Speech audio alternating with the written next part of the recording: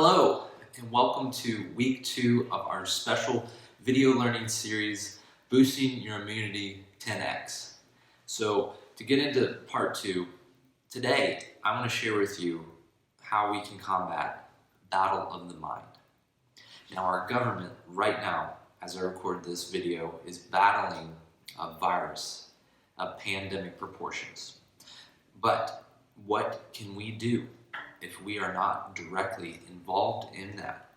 And number one, we have to assess and we have to correct any negative actions and thoughts within our mind. So a little bit about me.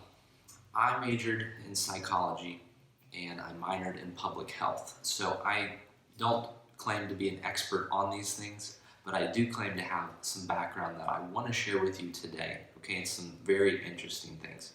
And the CDC puts out recommendations based on this virus, the COVID-19, that we're right in the middle of right now.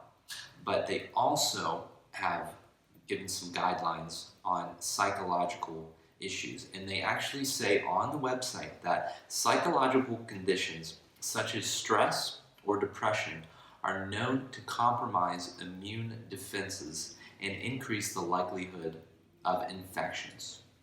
So our mind is directly influential on our bodies.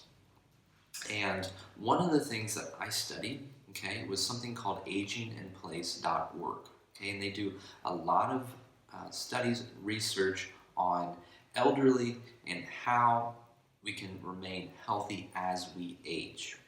So one of the studies that was done is they measured the effects of isolation on depression in elderly people. And they actually found out that elderly were able to better maintain their health with social connections. And that isolation had a significant connection to developing depression. And a lot of us are experiencing some form on the spectrum of isolation.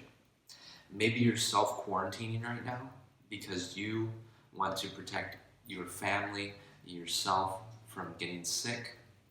Maybe you are also feeling not so good and you're quarantining yourself because you don't want to spread that. And I want to just give you some value today. I hope this brings you some value and isn't just simply chatter about what we can do to really fight the battle of our minds. And, as we record this, the county that I'm in right now has just passed recommendations to stay home away from others except for essential trips to, say, go get groceries, essential supplies, and go to the pharmacy. And we're not even supposed to get within 6 feet of one another. This is a scary time for many, okay? But we do have a choice in this time on how we think about the things that are happening around us because we are in a crisis. And what does a crisis really mean? Okay, so I have a mentor. His name is John Maxwell. He's mentored thousands upon thousands, probably millions of people at this point. And I've learned a lot on this subject from him. So I want to share a little bit about what he taught me. So he said that crisis is an intense time of difficulty requiring a decision that will be a turning point. And that definition is really, in my opinion, very accurate for what we're going through right now. This is an intense time of difficulty for a lot of people. And it's going to require us to make decisions that are outside of our norm for some people, okay? And those decisions can either result in us making a turn for the better or a turn for the worse. And I want you to make decisions that are going to be for your betterment, for your overall well-being. And one thing that he touched on is that crisis actually is a form of distraction. Okay? These take our minds off of what we are really wanting to do, what our purpose, what our passions are, and they distract us. And, we think of things like, what's going to happen next, what could happen, what might happen. And it's really things that are outside of our control.